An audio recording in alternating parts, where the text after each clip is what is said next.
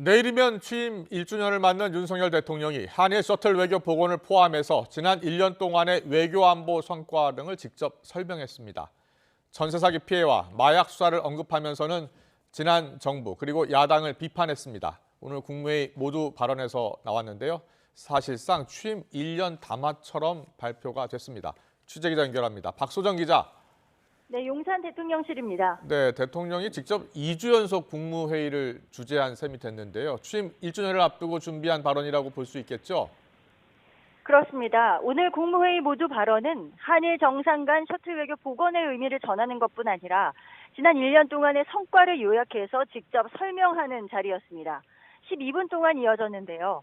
취임 1년 기자회견이나 간담회는 별도로 열지 않을 방침이라 오늘 발언이 사실상 국민을 상대로 한 담화였습니다. 먼저 한일 외교 성과에 대해 윤석열 대통령은 기시다 총리가 강제 동원 피해자들에 대해 가슴 아프게 생각한다라고 말했다며 어두운 과거를 외면하지 않고 진정성 있는 자세로 대한다면 한일 양국이 새 미래를 열어갈 수 있다고 강조했습니다. 기시다 총리가 직접 강제징용 피해자라는 주어를 말하진 않았는데 윤 대통령이 이것을 피해자들을 지칭한 말이라고 꼭 집어서 부연한 겁니다. 후쿠시마 오염수 처리 관련 현장 시찰단 파견 등을 이번 회담 성과로 꼽으면서는 다음과 같이 말했습니다. 들어보시죠. 불과 얼마 전까지만 해도 상상할 수 없었던 일들이 지금 한일 간에 이루어지고 있습니다.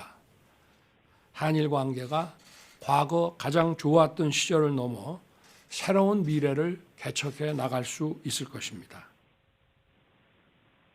윤 대통령은 또 취임했던 1년 전을 생각하면 외교 안보만큼 큰 변화가 이루어진 분야가 없다면서 한미 정상회담, 나토 정상회의, 또 유엔 총회를 계기로 했던 뉴욕 구상 등 그동안의 외교 행보로 인한 성과를 잇따라 설명했습니다.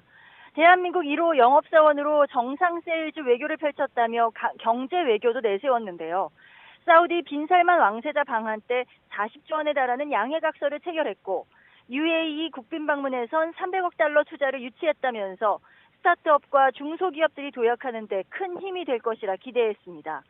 대북 안보에 있어서는 한미 정상이 합의한 워싱턴 선언과 핵협의그룹 창설로 전례 없는 미국의 방위 약속을 받아냈다고 언급했습니다. 또 다층적인 국제관계 속에 한국이 세계 평화와 번영의 허브 역할을 할 것이라며 우리 안보와 경제, 기업, 국민 모두에 유익한 것이라고 덧붙였습니다. 전세 사기와 마약 범죄에 대해 언급할 때는 이 전 정부와 야당을 비판했다고요? 그렇습니다. 윤 대통령은 전세 사기뿐 아니라 주식과 가상자산 등 투자 사기로 서민과 청년 세대가 절망하고 있다며 약자 대상 범죄라고 거듭 규정했습니다. 그리고 그 원인을 지난 정부로 돌렸습니다. 집값 급등과 시장 교란을 초래한 과거 정부의 반시장적, 비정상적 정책 때문이라는 겁니다. 들어보시죠. 증권 합수단 해체로 상징되는 금융시장 반칙 행위, 감시 체계의 무력화는 이러한 가상자산 범죄와 금융투자 사기를 활개치게 만들었습니다. 적의 선의에 기댄 가짜 평화처럼 범죄자의 선의에 기대는 감시적발 시스템 무력화로 사회적인 약자들을 절망의 늪으로 밀어넣었다. 이런 표현도 썼습니다. 또 마약 범죄를 언급하면서는 과거 정부의 검찰 개혁 과정에서 법 집행력이 현격히 위축됐다고 지적하면서 야당을 싸잡아 비판했는데 들어보시겠습니다. 무너진 시스템을 회복하고 체감할 만한 성과를 이루기에는 시간이 필요합니다. 거야 입법에 가로막혀 필요한 제도를 정비하기 어려웠던 점도 솔직히 있습니다. 마지막으로 윤 대통령은 오는 16일 6년 만에 실시하는 민방위 훈련을 공지했는데요. 그동안 가짜 평화에 기댄 안보관으로 훈련이 실시되지 않았다는 점을 지적하면서 공공기관부터 시작해 전 국민이 참여하는 형태로 정상화할 것이라고 밝혔습니다.